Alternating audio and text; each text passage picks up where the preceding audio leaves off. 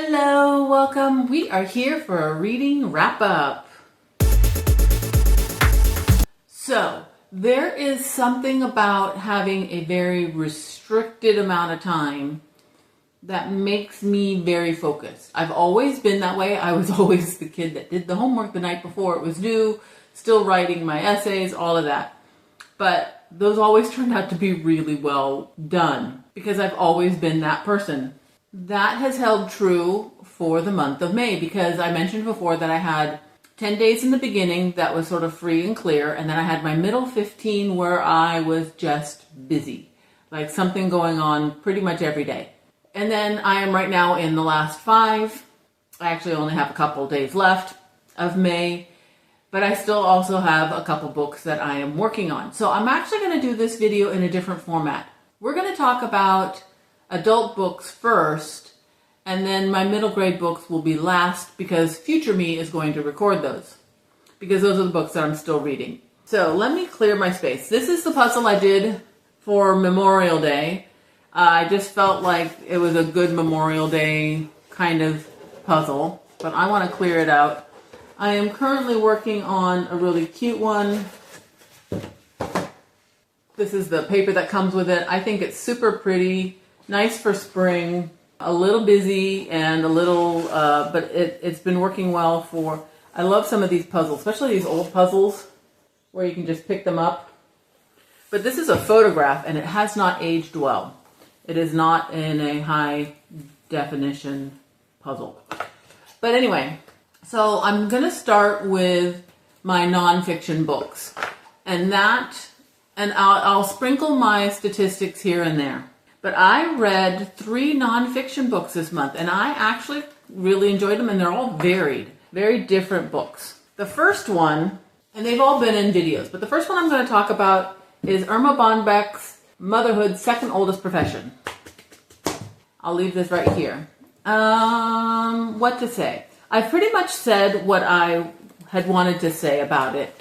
It has not aged well. In its day, it would have been a funny book, and I recognize that. We don't live in that world anymore. 1980s is very different from 2026 as far as women's rights and abilities and expectations and all of that. So I am very grateful to those women in the 80s who made it easier for us today, basically. It doesn't want to break up, but that's okay. This is a puzzle I own. It's not one I exchanged. I have a couple other things I want to say about this, but I'm going to wait and you'll see why. The other book that I read, which was a library book, and I always get the name wrong so I have to think about it, was The Gentle Art of Swedish Death Cleaning. And if you know where I got the idea for that book, then I know what you've been reading. I'll stick with what I said about it. It was cute. The stories were mildly interesting. But ultimately, The Gentle Art of Swedish Death Cleaning probably could have been a 10-page pamphlet. It would have been fine. It still had a few issues of, it said this should be the first thing, this should be the first thing, this should be the first thing that you work with.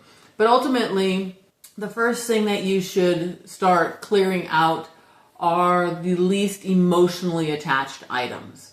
Things that don't matter to you or other family members. Oh, and so in case you don't know what death cleaning is, it's getting rid of the accumulation of your stuff so that if you pass, your heirs don't have to deal with it themselves. And I think it's a great idea. So, and I have talked about both of those books before. The third one I have not talked about, and I loved it. I really did like it. So many quotations that I wanted. I mean, it would have been a full page of me reading you different parts of this book, which is funny because it is a tiny little book. It is not just short. It is a tiny, tiny little book. It is palmable. And it's written by Katherine Rundell, who has written Impossible Creatures, which I'll put a picture of, so you might recognize that. I have always wanted to read Rooftoppers, which I probably will get to soon-ish. But the book is, which I'm sure I have a picture up already, Why You Should Read Children's Books, Even Though You Are So Old and Wise. And it was cute. It talks about how historically authors are shamed by being authors of children's literature that has never had a high status. It goes into the history of children's literature, which I knew mostly already, and just there were a few nice bullets of, well, let's just say I tabbed the library book a few times. I just realized I didn't say any of my ratings for my books. This one I gave 3 stars. Swedish Death Cleaning, I gave The Gentle Art of Swedish Death Cleaning. I'll do the whole title. I gave 3.25, but Catherine Rundell's book, Why You Should Read Children's Books, Even Though You Are So Old and Wise, I gave 4.25. I really did like it, and I would like to have it someday. So that gets us to my fiction. I finally read Daisy Jones and the Six. I don't know if you guys can see this. I probably have it down too low, but I'm going to drink some more tea. That is so good. It is green and it's nice and strong. So Daisy Jones and the Six, I already talked about it, but is it worth the hype? Yes, it kind of really is. Particularly if you like reading about bands and you like things from the 70s and all of that. This is a book for you, which means you probably have read it already. Anyway, but I don't particularly like band stuff. I don't particularly like the 70s stuff. So I had this whole issue of how I should rate it. I'm going to lean it against my drink. I wanted to rate it low because I didn't really like band stuff. I wasn't really interested in the subject matter, and I thought some of the stuff that happened, especially the ending, was obvious-ish. But Taylor Jenkins Reid, that made me want to put it way up high. So I ended up with 4 stars, and I think that is a good place to rate Daisy Jones and the Six. I'm really glad that I finally read it. And I do look forward to reading more from Taylor Jenkins Reid. So then I read Two Twisted Crowns, which is book 2. I don't know what the series is called, but book 1 is One Dark Window. I loved One Dark Window. I like Two Twisted Crowns. Probably doesn't sound like I did. I did actually enjoy it. It just didn't, I don't know how I want to say it. So what I still think is phenomenally fascinating to me is how I don't remember the ending of One Dark Window. Even now, though and it's not like it was any hard concept or anything. You know how when you read a book, and say it's book 2 or book 3 or book 4, and there's something about the previous book that you just don't quite remember. You're reading along and you're like, oh, okay, yeah, I kind of remember that. It's as if I didn't read the end of the first book. It is absolutely 100% blank. And again, it's not like it was a difficult concept for me and I can't say what it is. It's not like it was anything difficult. I grasped it instantly in book 2. But I find it fascinating that it is just completely blank. What did I like? I did really like the romance in book 2, and I don't mind political books. I do like political books. It just, overall, book 2 had a different feel from book 1. I guess book 1 was really gothic and a little bit of politics. This one felt more like politics with a little bit of gothic. When I look back on Two Twisted Crowns, this is usually my audio thing, but for some reason it's looking back. It's my brain, how my brain works today. When I look back on Two Twisted Crowns, oddly enough, I'm not picturing that, but I'm picturing Phantom of the Opera, so don't know what's happening there. Two Twisted Crowns, I gave 3.75. I would still recommend the series. I would say the series, the duology, is a solid 4. The second one just wasn't quite there for me. That's all it is. The ending writes itself. Talk about a hyped up book. Daisy Jones and the Six, worth the hype? Absolutely. The ending writes itself? Maybe not so much. I do feel like I was, in my video, a little harsh on it. I did enjoy myself. It was just a little dull. That's all. And that's not what you're looking for in a murder mystery. You don't want dull. It's a very good beginner thriller book, so I'm going to stick with that assessment. I gave it 3 1/4. I still would recommend it. 3 1/4 sounds low, and really what that means is that it had enjoyable moments, it just wasn't for me. And so, 3.25 is not a bad rating. It's just not, oh, I loved it. That's all. But I did love Meet the Newmans, and I was really glad that I read Meet the Newmans at the same time I was reading Motherhood, Second Oldest Profession. This takes place in the 80s, but Meet the Newmans takes place in 1964. There were a lot of similarities, and that's my little note that I have right here. Irma Bombeck was a columnist, and she got a lot of letters from her fans, and it sounds like this book was mainly from those letters, and she just sort of humorized them. One of the chapters in here was about a mom who wanted to get a job, but she needed daycare, and another mom who was getting daycare so that she could go find a job. And what they ended up doing was paying each other to watch each other's kids. One of the things I wanted to highlight about Meet the Newmans was Flora, the housekeeper. Dinah, the mom, she says something about, not that there's anything wrong with doing housekeeping and cooking. And Flora says, nothing wrong with cooking and cleaning, not when you get paid for it.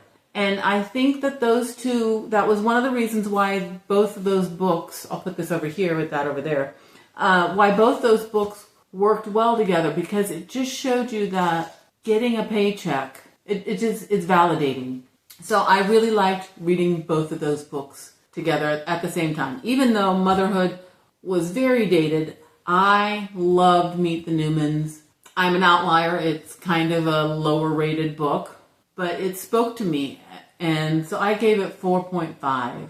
And that's it for this portion. I will be back probably in 2 days to wrap up my middle grade. Hopefully I will finish both of those books and maybe even start the ones that I had mentioned in my TBR video that I haven't started yet. So I'm going to drink my tea. I've got one more video to record, and I'll see you in a second. And now for the second portion of my wrap-up video. These last couple of days did not go as well as I was hoping. I did the best I could, we'll just put it that way. But I did finish one of the 2 books, and I didn't even bother starting the other one, but I will probably get to it either June or July. No, probably more like July or August. We'll see. So in total, I read 12 books this month. So this will be maybe the statistics portion. I read 12 books, only 5 of which were middle grade. So I do have 5 books to talk about. Right? 33% were print, which was actually, I was good with that. I read 5 books from my physical TBR, which, considering how desperate I was feeling that I wasn't accomplishing any of that, I think that's really good. And I did 5 books this month that were in my 26 and 26 times 2 list. So that's probably one of my best months yet as far as that goes. So my middle grade books, I tried. I was going to do a 24-hour reading challenge, and I had a whole stack, my poor family, I had a whole stack of books sitting on the table pretty much the whole month and never got to them. And I started reading some here and there on my own. My reading month actually started with a DNF. I was reading The Shadow of the Wind, and initially I loved it. I really, really did. There were certain sections that I just couldn't take, and they actually ended up I read 60% of this giant book. I did 10 hours out of an 18-hour book. So in most cases, that would have been an entire other book. But I did DNF it, and then I was in about a 4 or 5 day reading slump. And I knew I didn't have time for that. So I picked up Starfish. And I've talked about this in other videos. I picked up Starfish, and that was the perfect book for me to pick up. I literally chose it because I had it on audio, and it was the shortest book. It's a book in verse. It's about a plus-size girl who, her best friend, who's also a little bit plus-size, has moved away. And so she's starting the new school year without her best friend to help buffer all of the bullying that she's facing, all the comments and the remarks and the glances and all that. It was actually turned out to be a really good book for May, because May is Mental Health Month, and this girl is having issues.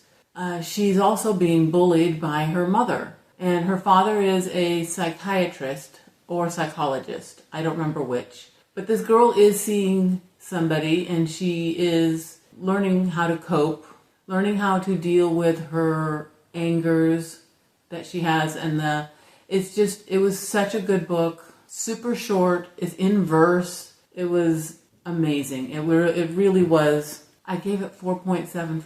I thought it was so good. And it got me jump started. I actually listened to it. It was a 3-hour book played at 1.0. I think I was playing it at about 1.4, so it was probably a lot shorter than 3 hours. I listened to that in the morning. And then I listened to A Long Way from Chicago, and that also was the perfect book. I was laughing out loud. I was enjoying that book. It was a 4-hour book.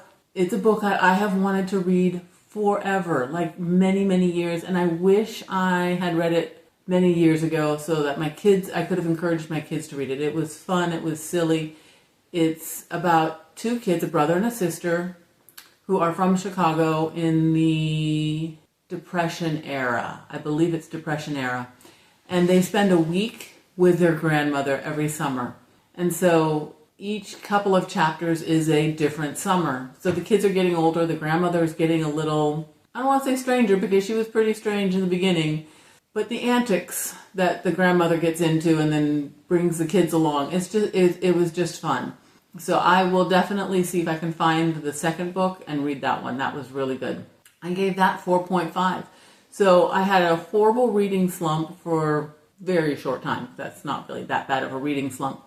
But I was angry. I was bitter in my reading slump. I did not even watch BookTube. And that's saying something. So those 2 books got me started.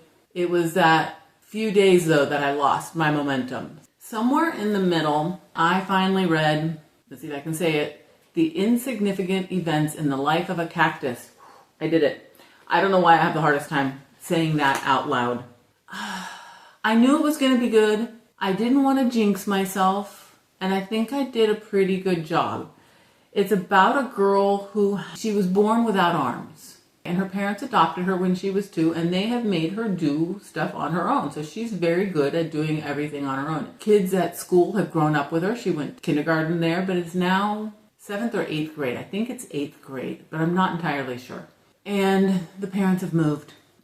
They have gotten the opportunity to manage a failing theme park. So I forget what state they were in, but they moved to Arizona, where it's like completely different climate. They're in a very tiny apartment that's above the one and only restaurant, or at least the most popular restaurant. It is a Western-themed, desert-themed theme park. And she makes some friends at the school eventually. It's very difficult for her, and it's very difficult for her friends. Her friends have other issues going on, and they are also being bullied. And was also a really good book to read for the month of May. I am so glad I finally read it. I gave it 4.5. And I believe there's a second book. I think it's only 2. I will continue. I will read the second book. Dusty Bowling. Back in, it must have been April, feels like a really long time ago, I read a book, let me look it up so I get the right name.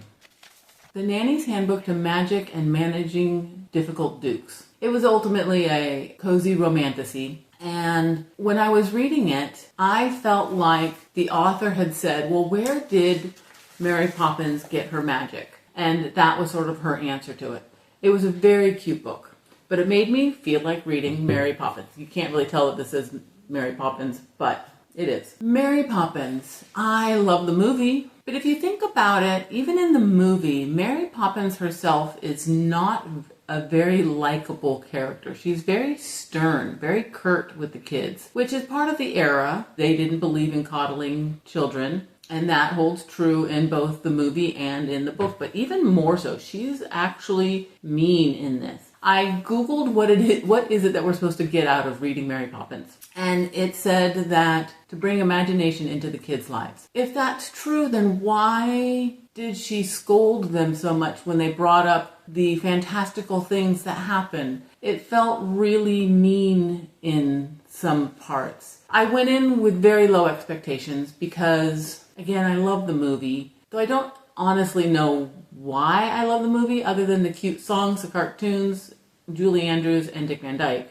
I think are the key reasons why I like the movie. But it is well cast. I do think like even the kids, I could picture those kids and their voices when I was reading the book. Not my favorite, but it was okay. I'm glad I read it. I've always been curious. There is a second book. I don't think I'm interested. So I gave it 3.25. That was my classic for the month. And then, believe it or not, if you've been here on this channel at all, I can't even tell you how many times you have seen this book. Josh Baxter, Levels Up, Gavin Brown. I finally read it. I can't even believe it. I finally read it. And my first instincts on this were right. I always said that I was at the book fair and it was between times when the kids were in there and I started reading it and I was really into it and barely even noticed that the kids were there until somebody was was standing right next to me or asking me questions or something. So I bought it right there at the time. I'm glad. It actually was a very good book.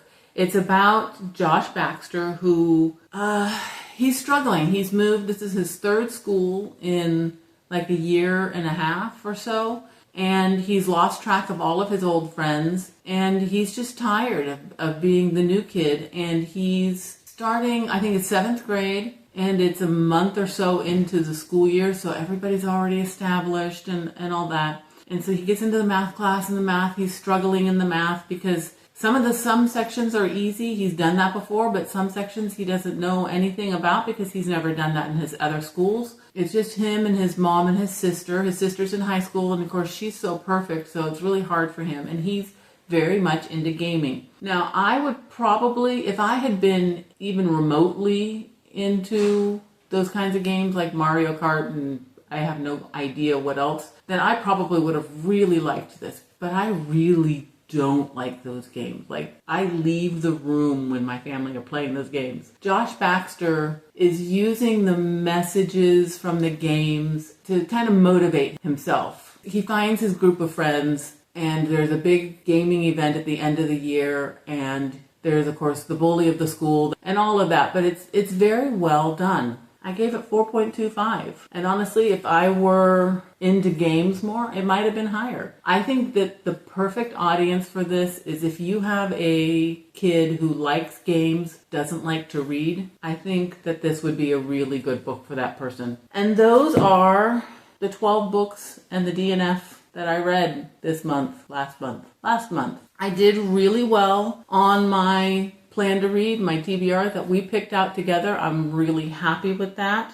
Let me check that one off. There were a few that I did not get to. 2 of them got moved to this month. Hopefully I'll get to them. I will. I'm determined. Have you read Mary Poppins? Have you read the second book? I would love to hear from you if you have read either one of them and what you think of it. I have mixed feelings. 3.25 is not high praise, but it doesn't mean I didn't like it. I'm very glad that I read it, but I would like to know if you've read it. Oh, and then the new thing that I've been doing at the end, my Goodreads last month, my Goodreads count was 617. Now, I did go through and clean it up some, but I have also added a few since. So, but my Goodreads count now is 561, which is still way too much. And it just keeps growing, I mean, really. What I don't understand, when I was going to count my physical TBR, I thought, well, I can just subtract these, right? But then I also have some new ones. So I did have 2 new books added to my shelves this past month. I thought, well, you know what? Well, I'll just recount it. My physical TBR count was 236 at the end of April. But it's 244 now. I don't really understand that math, but okay. I didn't count anything that I didn't have and that isn't, so I don't know. Big question mark there. Don't know what happened. I think maybe April I missed some books. But there we go. Thank you for hanging out with me. I really appreciate it, and I'll see you next time. Bye.